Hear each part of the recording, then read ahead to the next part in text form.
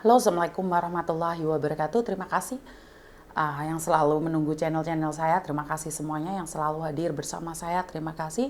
Berkat Tuhan mengalir atas hidup kita semua. Semoga semua makhluk hidup bahagia.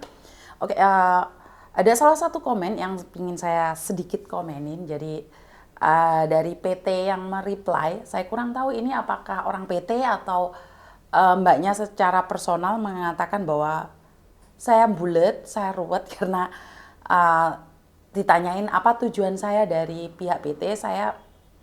Saya mungkin bahasa saya agak bulet. Tapi kalau mbaknya lihat konten-konten saya tentang Khotimah, itu sebenarnya sangat jelas sekali ya. Tujuan saya apa sih? Ingin mempertemukan Khotimah dengan keluarganya. Seperti yang terjadi pada hari ini. Jadi tujuan saya kenapa sih? Biar PT-nya mencari keluarganya, terus update apa yang terjadi dengan Khotimah. Dalam waktu pertama kali, bisa dengarkan sekali lagi, kalau saya salah bantu saya koreksi, di mana Mbak Khotimah ini sudah menghilang selama 2 bulan buat keluarganya. Saya pribadi saya tidak tahu Mbak Khotimah. Jadi tujuan saya apa sih? Tujuan saya buat konten. Tapi apakah saya sengaja dengan membuat konten ini ingin menghancurkan seseorang? Atau ingin menjatuhkan seseorang? Jawabannya tidak. Saya tidak kenal Mbak Siti Khotimah, Mbak Khotimah, saya juga tidak kenal PT-nya. Oke? Dan Mbak Khotimah hari itu adalah menelpon saya, mengatakan bahwa dia dimasukkan di rumah sakit depresi atau apa, rumah sakit jiwa katanya. Dan dinyatakan bahwa dia tidak gila. Dan dia tahu semua cerita, bahkan dia tahu nomor saya. Dan kebetulan itu adalah lebaran pagi-pagi, saya ditelepon. Karena saya melihat nomor ini sangat aneh, maka saya angkat nomor tersebut. Dan dari situ kalau mbaknya yang ngeritik saya, yang mengatakan bahwa saya bulet atau ruwet ataupun terserah apapun itu, bisa lihat di Khotimah yang awal, di mana dia dimasukkan dalam rumah sakit jiwa.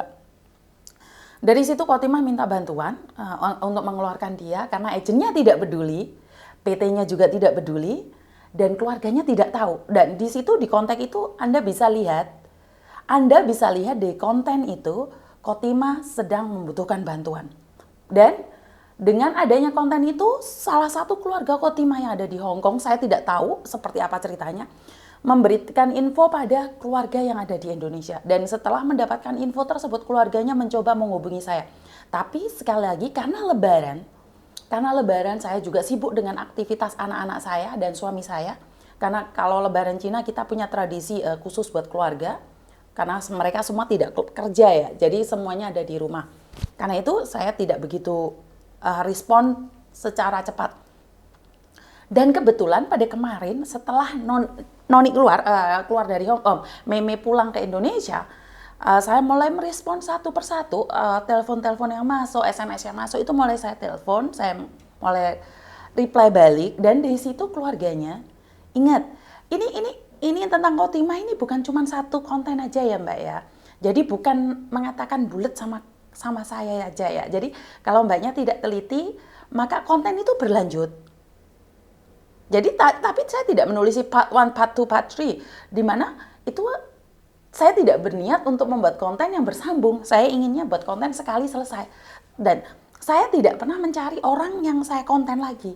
Saya tidak pernah mencari, kecuali mereka yang mencari saya. Oke, di hari pertama Khotimah menelpon saya, di hari kedua keluarganya mencari, dan saya memberikan nomor KJRI secara langsung pada keluarganya, tetapi kita stuck di nomor KTP. Di KTP-nya Mbak Khotimah, karena kita tidak punya KTP-nya. Nah, kenapa saya minta saudaranya untuk datang ke PT minta KTP? Benar tidak? Nah, dari situ setelah mendapatkan KTP, saya cross-check dong. Saya cross-check ke KJRI. Saya minta mbaknya untuk cross-check di KJRI. Karena saya tidak punya wewenang. Saya itu tidak punya tujuan apa-apa. Saya hanya membantu memviralkan saja. Ya, bisa dibilang saya itu hanya membantu memviralkan aja. Bisa dibilang saya itu cuma buat konten aja. Tapi bukan ingin menjatuhkan. Loh, setelah dicari KTP kenapa masih ngejar-ngejar PT-nya? Mbak pakai logika. Secara logika, saya itu tidak punya otoritas untuk mencari seseorang. Saya hanya bisa menggembor-gemborkan saja. Nah, Karena PT sudah memberikan KTP ke keluarganya dan menghubungi KJRI, tapi kan butuh waktu juga. Dan di hari yang sama, saudaranya datang ke PT menelpon pihak agen yang ada di Hong Kong. Nah, saudaranya nggak bisa bahasa Kantonis. Dan PT tidak bisa bahasa Kantonis. Dan saudaranya telepon saya lagi. Paham tidak Anda? Jadi saya itu tidak ada tujuan untuk menjatuhkan siapapun. Dan walaupun saya punya KTP Kautima, saya tidak bisa melakukan apapun. Bisa difahami sampai di sini. Jadi kenapa saya minta KTP? Karena saya minta KTP, saya bisa berikan pada KJRI. Jika PT-nya tidak merespon, agennya tidak merespon, KJRI tidak merespon, baru saya yang akan mencari. Tapi ingat, saat saya mencari, resikonya sangat berat sekali buat PT dan agen. Karena yang membantu saya itu siapa? Netizen. Ya, karena bukan tanggung jawab saya untuk mencari orang hilang. Bukan tanggung jawab saya membantu orang-orang. Bukan tanggung jawab saya. Saya tapi punya tanggung jawab moral. Yang kebetulan saya itu dikenal dan mampu mengkondisikan. Karena saya itu bebas kapanpun saya mau pergi kemanapun. Ya, tujuan, kalau Anda berkata tentang tujuan saya apa? Agar PT-nya bertanggung jawab mempertemukan keluarga dengan Mbak Khotimah. Loh, bener nggak? Nggak mungkin dong PT-nya tidak tahu agennya apa. Dan sejak awal kasusnya sebenarnya lebih aman lagi, lebih cepat lagi.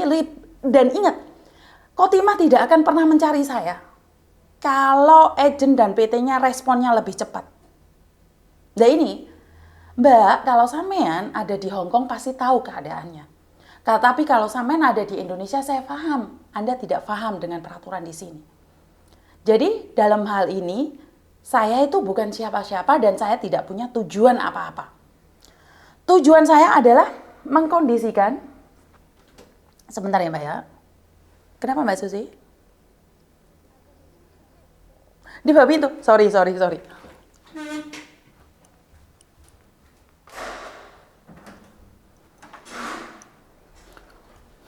Sorry, ceceku balik.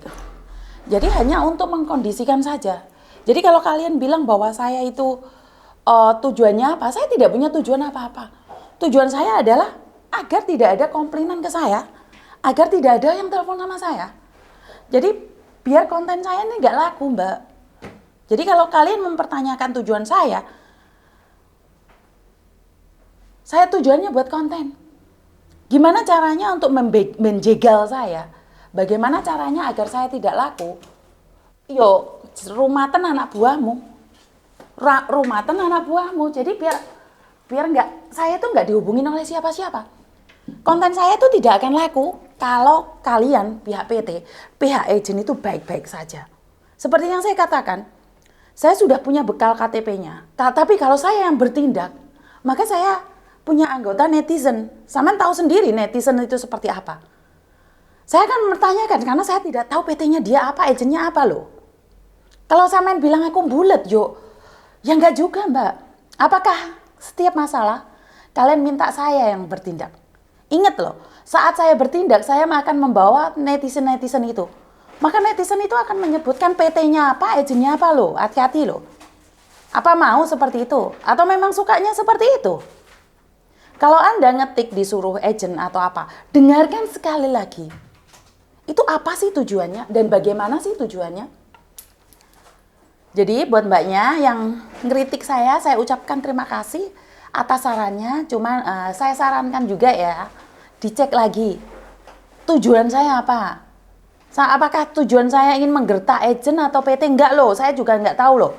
Saat saya bertindak, saya akan membawa pasukan. Jadi bukan agen dan PT lagi loh.